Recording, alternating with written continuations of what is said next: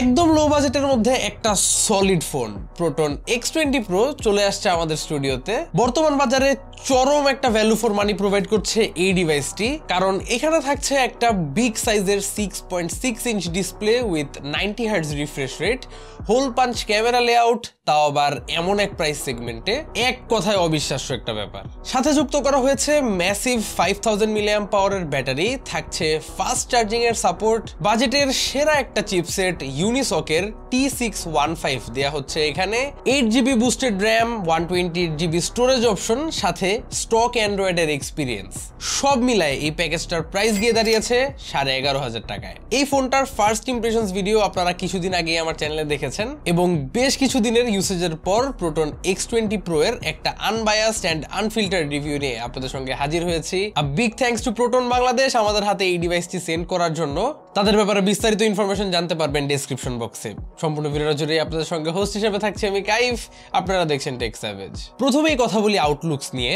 ফোনটার এই কালার ভ্যারিয়েন্টটার নাম হচ্ছে moonlight blue. It's inspired by the meteors in the moonlight, যে কারণে এই ধরনের একটা মুভিং এফেক্ট দেখতে পারবেন রিয়ার সাইডে। তাছাড়া একটা সানবার্স্ট টাইপের এফেক্ট দেওয়া হয়েছে টপ পোর্শনটায়, উপরে এবং নিচে দুই জায়গায় দুই ধরনের ডিজাইন চলতেছে, দেখতে ইন্টারেস্টিং লাগে। থাকছে একটা 3 ক্যামেরা লেআউট এবং বটম সাইডে এক কর্নারে থাকছে ব্র্যান্ডিং। প্রথমত যদি বলি ভাই, এই ফোনটার ইন হ্যান্ড ফিল কিন্তু মোটেও চিপ না। আমার ইনিশিয়ালি থট ছিল হয়তো ফোনটা হাতে নিতেই চিপ ধরনের লাগবে, but it's actually quite well build. একটা সলিড ধরনের ভাব আছে, মানে প্রেসার দিতেই বাঁকায় যাচ্ছে বা ওই ধরনের ভয়টা কাজ করতেছে না, সলিড একটা ফিল আছে।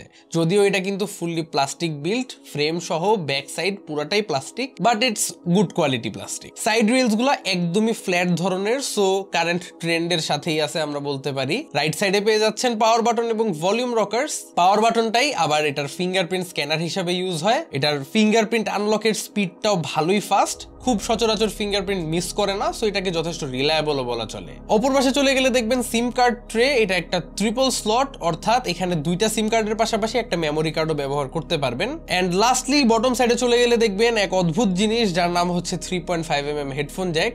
তারপর পরই পাচ্ছেন একটা primary microphone, type C charging port, and finally bottom firing speakers. এই ফোনটার স্পিকার নিয়ে একটু কথা বলতে চাই।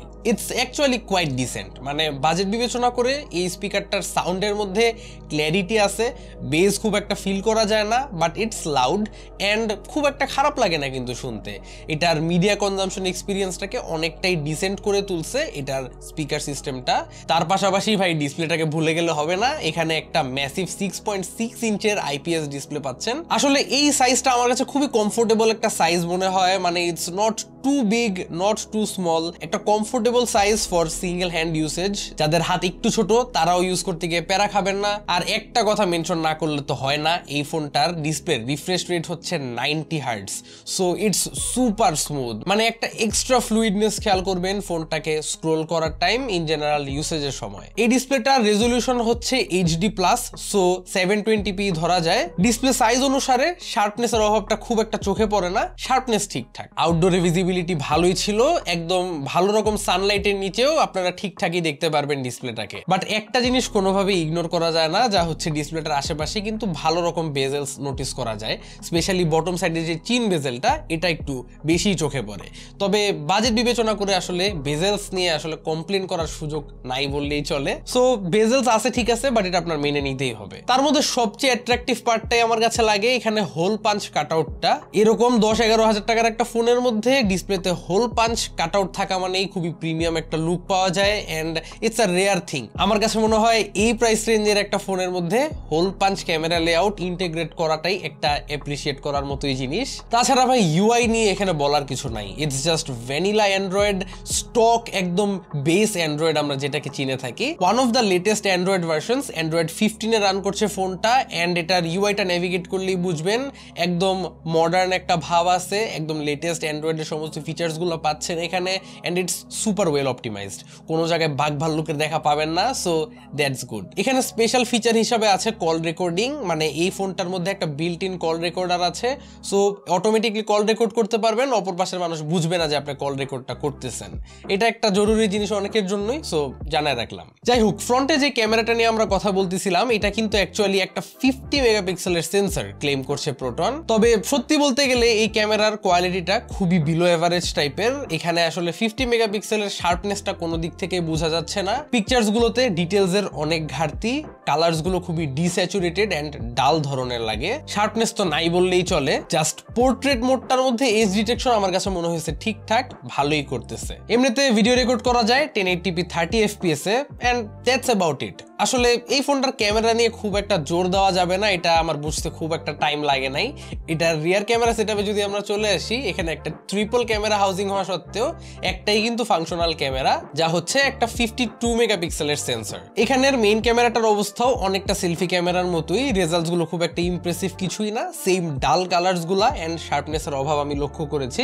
সব মিলায় যেমনটা বলতেছিলাম, এই ফোনটা আসলে কোনোভাবেই কোনো ক্যামেরা সেন্ট্রিক ফোন না। আসলে স্পেক ওয়াইজ বলেন বা ডিসপ্লের দিক থেকে বলেন, ব্যাটারির দিক থেকে বলেন, সব দিক থেকে আসলে এই ফোনটা যেই ধরনের স্পেক্স অফার করতেছে, তারপরে গিয়ে আসলে ক্যামেরা থেকে খুব একটা আশাও রাখা যায় না। এই 10-11 হাজার টাকা রেঞ্জের কোনো একটা ফোন কিনলে আপনার একটা ব্যাপার মাথায় রাখতেই হবে যে কিছু না কিছু একটা কম্প্রোমাইজ আপনার করতে হবেই, সেটা অ্যাভয়েড করার কোনো ওয়ে নাই। সো এই ফোনটার ক্ষেত্রে কম্প্রোমাইজটাই হচ্ছে ক্যামেরা। প্রোটন X20 Pro তে চিপসেট হিসাবে আছে ইউনেসকের T615, বাজেট রেঞ্জের বেস্ট একটা চিপসেট। ডে টু ডে লাইফের মাল্টিটাস্কিং, মডারেটলি হেভি টাস্কগুলোও কিন্তু এই প্রসেসর দিয়ে আপনারা করে ফেলতে পারবেন। ফোনটার অ্যাপ ওপেনিং ক্লোজিংটাও যথেষ্ট ফাস্ট এন্ড ল্যাগ ফ্রি মনে হয় due to its UFS 2.2 storage type. যদিও র্যামের ক্ষেত্রে কিছুটা স্যাক্রিফাইস করা হয়েছে ফোনটার ক্ষেত্রে, যদিও বলা হচ্ছে যে এখানে 8GB র্যাম থাকতেছে, সত্যিকার অর্থে আসলে 4GB ফিজিক্যাল র্যাম আছে এখানে, বাকি 4GB হচ্ছে ভার্চুয়ালি অ্যাডেড র্যাম। তবে আমার কাছে এই ব্যাপারটাই শকিং লাগছে যে ফিজিক্যালি মাত্র 4GB র্যাম থাকা সত্ত্বেও এই ফোনটা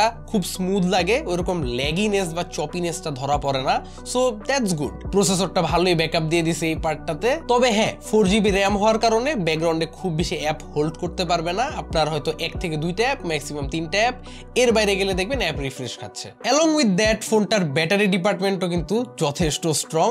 বিশাল এক 5000 mAh এর ব্যাটারি দেখতে পাবেন এখানে, তার সঙ্গে ফাস্ট চার্জিং এর সাপোর্টও থাকছে। আপনারা এই ফোনটার বক্সের মধ্যেই খুঁজে পাবেন একটা 20 ওয়াটের চার্জার। তাছাড়া ফোনটাকে 90 Hz রিফ্রেশ রেট মোডে রেখে যদি আপনারা লাইট টু মডারেট টাস্কিংও করেন উইথ ডিসেন্ট ব্রাইটনেস, তাও 7 ঘন্টার কাছাকাছি স্ক্রিন অন টাইম পাবেন, হুইচ ইজ গ্রেট। আর যদি 60 Hz রিফ্রেশ রেটে ইউজ করেন তাহলে 7 ঘন্টাও ক্রস করে যেতে পারে। সব মিলাই বলতে গেলে ফোনটার ব্যাটারি ডিপার্টমেন্ট যথেষ্ট স্ট্রং, একটা ব্যালেন্সড পারফরমেন্স পেয়েছি আমি এর ব্যাটারি থেকে। আর এই তো শেষমেশ বলতে গেলে একটা বাজেট রেঞ্জ ফোন হিসাবে অবশ্যই এর প্রোজ এন্ড কনস রয়েছে। আমি কিন্তু প্রবলেমস বলতে খুব মেজর কিছু পাই নাই এই ফোনটার ডে টু ডে ইউসেজে। ফর বেসিক ইউসেজ এই ফোনটা একদমই পারফেক্ট। জাস্ট একটাই ডাউন সাইড হচ্ছে এই ফোনটার ক্যামেরা আপনাকে খুব একটা ভালো ব্যাকআপ দিবে না। সো ছবি তোলা, ভিডিও করা এইসব বাদ দিয়ে ফোনটার performance wise it's very good. একটা স্টেবল পারফরমেন্স আমরা পেয়েছি এখান থেকে, এন্ড স্মুথ একটা ডিসপ্লে, বড় একটা ব্যাটারি, এই প্রাইসে এর চেয়ে বেশি আর কি চাই। আমার কাছে মনে হয়েছে ফোনটা feed scrolling, regular communication, Facebook, WhatsApp এই টাইপের অ্যাপগুলো রান করার জন্য একদম ফাইন। যারা বেসিক ইউজের জন্য একটা ফোন চাচ্ছেন, এটা ডেফিনেটলি তাদের পছন্দের তালিকায় রাখা উচিত। এটার পারচেজ লিংক আপনারা ডেসক্রিপশন বক্সে পেয়ে যাবেন, অন স্ক্রিনও দিয়ে দিব। ভিডিওটা ভালো লেগে থাকলে চ্যানেলে সাবস্ক্রাইব করতে ভুলবেন না। আশা করি আবারও দেখা হবে আগামী কোনো ভিডিওতে। Till then, have a nice day, piece.